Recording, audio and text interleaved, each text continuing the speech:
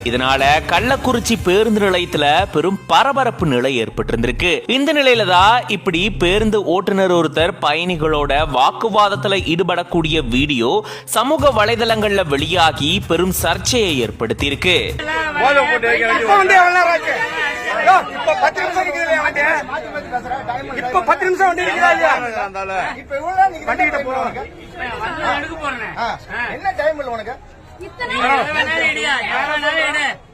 போதை போட்டு வண்டி ஓட்டா தலைவரா வாங்கி கொடுத்துருக்கீங்க. நான் போதை போடுறேன்.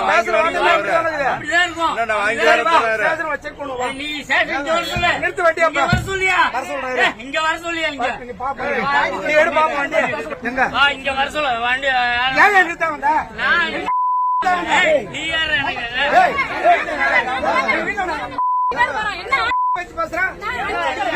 எனக்கு சொல்லுவான். நீ யாரு என்ன சொல்றதுக்கு?